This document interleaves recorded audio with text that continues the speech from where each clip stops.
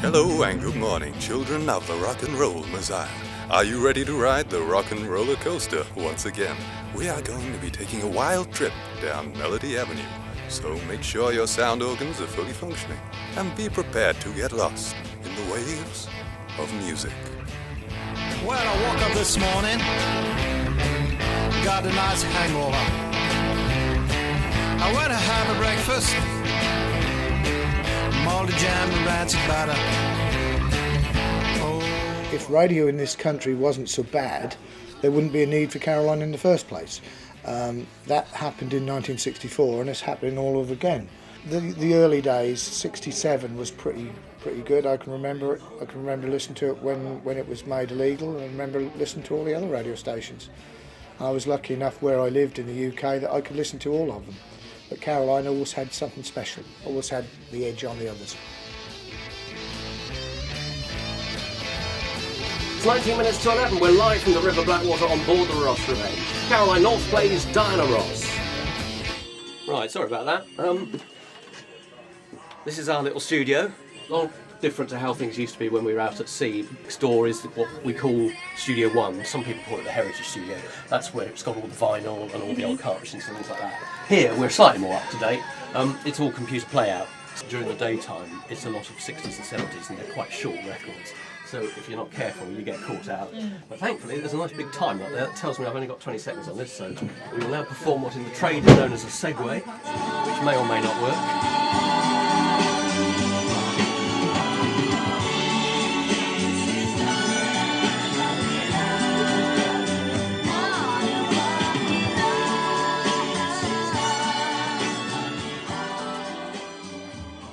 I do it is because I believe in what we're doing.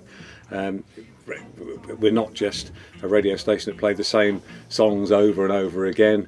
We still like to break new bands. We like to play the old songs as well. There's a bit of freedom of choice as well, which is which is a nice thing. We don't want too much though, and it's an all-round good atmosphere, on the boat and on the radio station. I think it comes across, especially when we broadcast from the ship here. Well, I was on a radio station off Israel called the Voice of Peace, which was another ship. I was four years or thereabouts on this ship, and then I went to earn some money working. Got a proper job. Got a land-based job.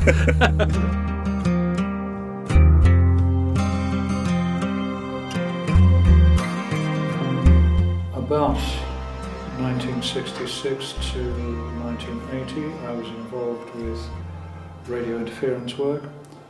The pirates started to be a serious problem. In the sort of late 60s, 70s, there was a whole range of pirate radios in between, from people that just wanted to be on air and be able to be a DJ, through to those with a political contact. From the perspective of the boats themselves, those that I saw looked in a very, very sorry state and weren't terribly well maintained, with large amounts of rust. There was all sorts of problems. There was a broken idler wheel on this one, that might be Patrick, and the arms were ruined on the other one, so we've changed everything, because you can just take all to bits and change stuff on these, so they're great. The masts on them made them unstable, and in my personal view, it was a miracle they were never turned over. It was actually 300 foot, the aerial. It was the tallest structure ever built on a boat, and it survived for about 6 years, which is unbelievable, really. So.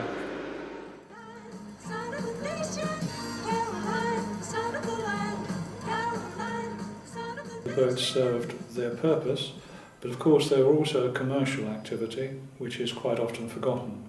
It wasn't simply a case of they were doing this for the youth of England.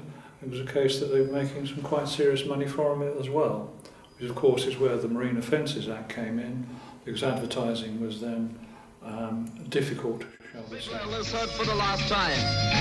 Caroline is alone. These three men prepare for midnight. For in a few hours' time, they are to challenge the might and the power of the British government. they will become criminals. Midnight approaches. Down, and they stationed a boat between us and another radio station that was out here, and they were trying to stop our supplies, which of course they didn't, did they, or anything like that? No, they didn't. It was quite funny. It was quite funny, and it was supposed to, I suppose, frighten us into submission, as it were. You know, with a boat full of government ministers next to us. One of the most enjoyable aspects of that was looking through binoculars and watching DTI officials being violently ill over the side of their survey boat, because they weren't used to it. We were. They sent a dinghy to circle round our anchor chain. They were obviously trying to scare us, and Barrington looked at them, went into the galley, and after due consideration lobbed a few eggs at them and managed to get one particularly good shot. They never did it again, no, did they they, didn't after come that? back after that, no. Throwing eggs is a pretty childish activity.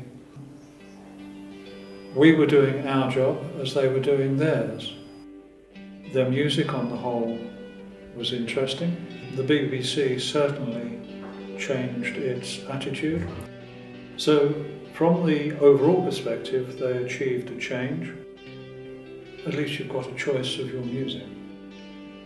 There's something special about broadcasting from a ship. You know, if you work for a land-based radio station, and we've all done it, you go in to work, you do your 8 hours or whatever it is that you do, and then you come home again. This, you don't go home. You're here, and you're with everybody, and the fact that everybody's sitting there chatting until 2 o'clock in the morning or whatever, it comes across on air somehow. It sounds different, and it is different. It feels different doing it.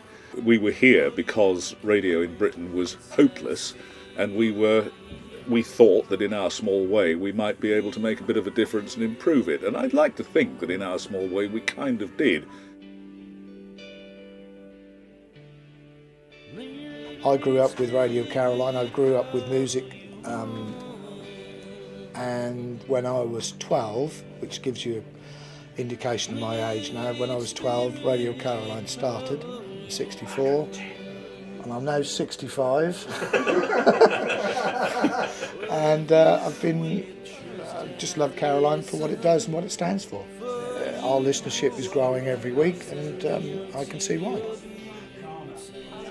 The passion for music is ever growing, and the love for radio hasn't fluctuated as much as what would have been expected.